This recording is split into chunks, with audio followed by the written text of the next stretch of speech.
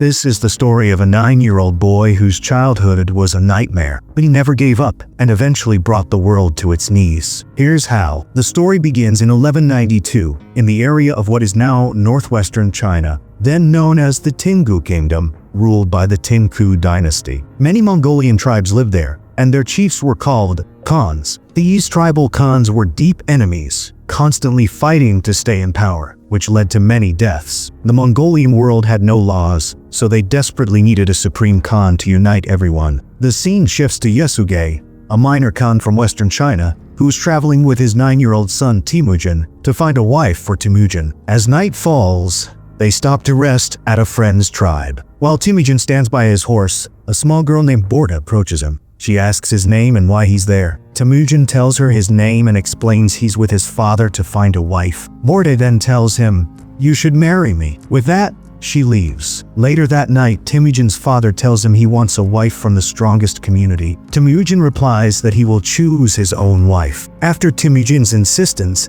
his father allows him to choose a girl from his friend's tribe. The next morning, Temujin's father lines up all the girls from the tribe and carefully examines their feet, believing that a strong-legged girl makes her husband happy. Temujin looks at each girl and finally chooses Borte to be his wife, and they are married. However, even after the marriage, they couldn't live together for 5 years due to a tribal rule. It's time for Temujin and his father to leave. Before leaving, Temujin gifts Borte a necklace and promises he'll return soon for her. From here, Yasuge, Temujin and their people set out on their journey. After traveling a short distance, they stop to rest. Everyone is alert because another Khan's tribe is sitting nearby. A little later, an old man from that Khan's tribe brings Yasuge a bowl of milk, a message of peace, indicating they want to make a truce. Yasuge accepts the bowl of milk and sends a bowl of milk from his side to the Khan. Yasuge's men advise him to have a servant drink the milk first, but Yasuge refuses, not wanting to break the Khan's trust, and drinks it himself.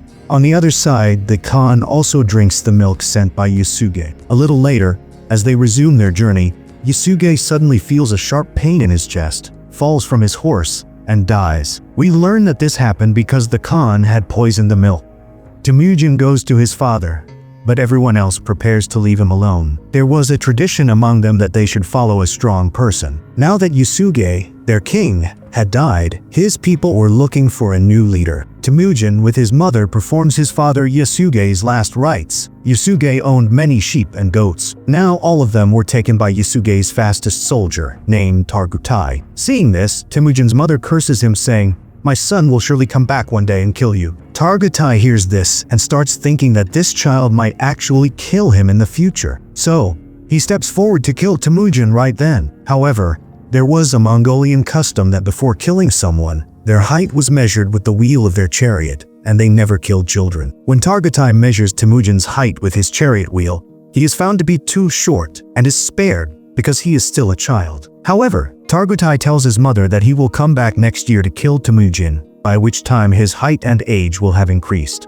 A few months later, when winter arrives, Temujin has nowhere to hide. He remembers his father's words that God Tengri would help him in his bad times. So he starts heading towards the secret mountain. But on the way, his foot suddenly slips on the icy ground, and he falls into the cold water of the lake, starting to drown. He was about to drown and die, but then a boy his age named Jamuka pulls him out of the lake and saves his life. Jamuka and his older brother take Temujin home and feed him. Temujin thanks them for saving his life. After this, Jamuka and his brother cut their hands, mix their blood with milk, and offer it to Temujin. Temujin drinks the milk, and now they are not 2, but 3 brothers. They had made Temujin their brother. The next morning, Targutai arrives with his men, searching for Temujin, intending to kill him. Targutai's men catch Temujin and take him to kill him, but when they measure Temujin's height with the chariot wheel, it's still the same as before. Because of this, they keep Temujin captive until he grows taller. There was an old man in their tribe who would feed Temujin daily while he was captive and dress his wounds. A few days later,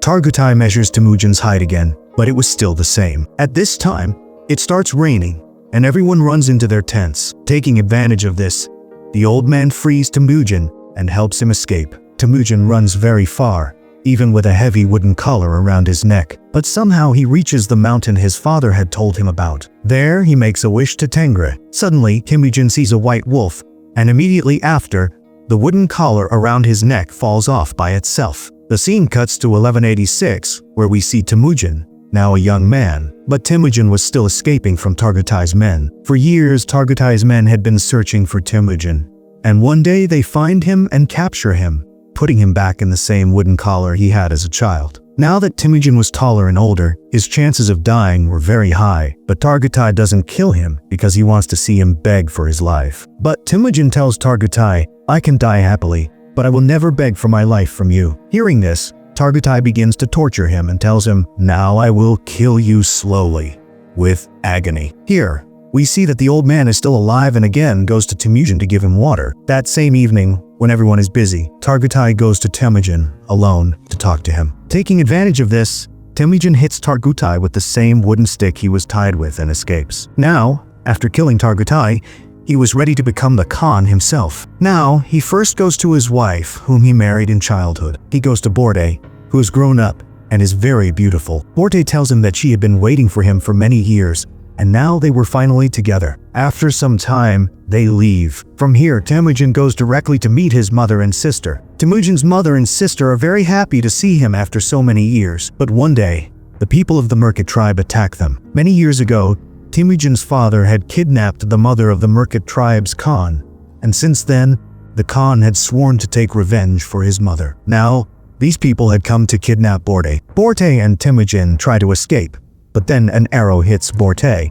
causing her to fall from her horse, and they kidnap her. In fact, the Merkit Khan wanted to make Borte his wife. On the other hand, Temujin wanted to get his wife Borte back. For this, he wasn't strong enough alone, so he goes to his old brother Jamuka for help. Here, Jamuka was also a powerful Khan of a tribe. Jamuka was ready to help Temujin, but for the battle, he asks Temujin to wait for a year because he needed to attack other tribes and bring them under his control. Time passes, and a year goes by. The time comes when both brothers unite their armies and attack the Merkit tribe. In the battle, they kill all the Merkit people, Targatai Khan and his army, and take their essential belongings with them. Borte was sitting in a tent, pregnant. Despite this, Temujin accepts her. That night, they celebrate their victory, and many others join Temujin, asking him to share the acquired goods among everyone. Temujin keeps only 10% for himself and distributes the remaining 90% among the people. Temujin also gives some goods to the families of those who lost their lives in the battle. Then, two of Jamuka's men witness all this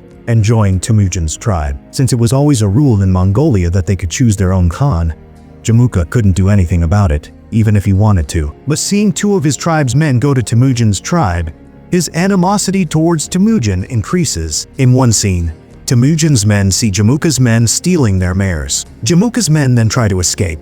After this, Temujin's men, in anger, accidentally kill them. But when they see Jamuka's men, they realize that one of them was Jamuka's older brother. As soon as Jamuka finds out about this, he decides to kill Temujin because he wanted to avenge his brother's death. For this, Jamuka allies with other surrounding tribal Khans and forms a large tribe. He attacks Temujin's tribe. Temujin knew that they couldn't win the war because he didn't have as many soldiers as Jamuka. So, he tells the women and children of his tribe to leave and tells the rest to fight. In this battle, Temujin loses with his soldiers, and Jamuka takes him and his soldiers captive. Jamuka still considered Temujin his brother, but he wanted to avenge his older brother's death. So, he wanted to see Temujin beg for his life. After this, he makes Temujin his slave and sells him to another tribe. As punishment, Temujin has to walk a long distance on foot through the desert. After walking a great distance, these people reach a city ruled by the Tengu dynasty. They make Temujin sit in a place so that others can see and buy him. One day,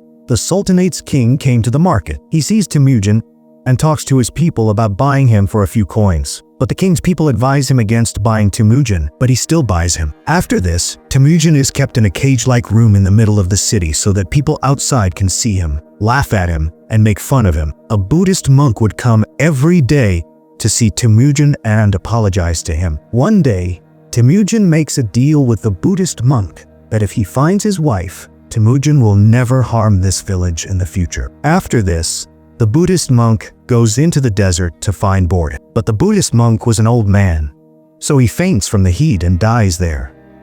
Fortunately, Borte finds the same necklace near the dead Buddhist monk that Temujin had given her, which lets her know that Temujin is still alive. After this, Borte goes into the city to find her husband, and there she finds Temujin bound in a cage. That same night, Borte bribes the guard and helps Temujin escape. Temujin sees that his son has grown up, and Borte has another daughter. Borte brings Temujin home, where the whole family lives happily. One day, Borte tells Temujin that all Mongols are the same. They all steal and kill each other. This is common for Mongols, but Borte's words deeply affect Temujin, and he leaves his family. He decides that he will unite all the tribes to create a new Mongol empire with rules and laws for everyone. Temujin had decided that if he had to take someone's life to accomplish this, he wouldn't hesitate. He establishes 3 rules. The first rule is that women and children will never be killed. The second rule is that they will fight the enemy until death. And the third rule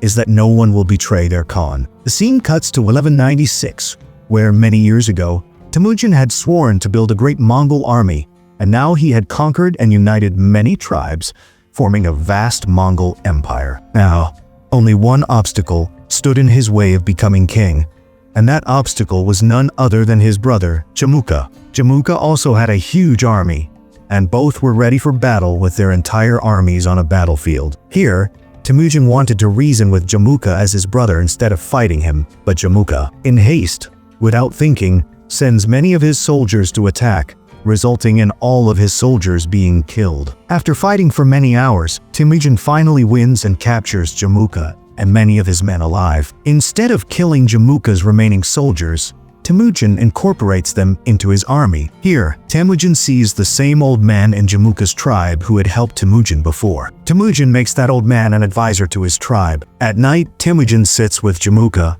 and tells him that the greed to expand their kingdoms has brought them to a point in life where they now have to take each other's lives. Jamuka tells Temujin that if he were in his place, he would have killed all of his enemy's soldiers. This shows us how different Temujin's and Jamuka's thinking was. After this conversation, Temujin forgives his brother Jamuka and tells him to leave. After this, we see Borte, who has come to Temujin. Temujin is very happy to see Borte and his children. The scene shifts to 1206, where we see Temujin, who has now become the Khan of all Mongols, known as King Khan and also by another name, Genghis Khan. After this, he completely destroyed the old secret empire and established a new one from scratch. He spared the city of the monastery as the monk's last wish because that monk had told Temujin that if he found his wife and told him about her, Temujin would not destroy this monastery city. And in the future, this monastery city became the founding city of the Mongol Empire, one of the largest empires in history,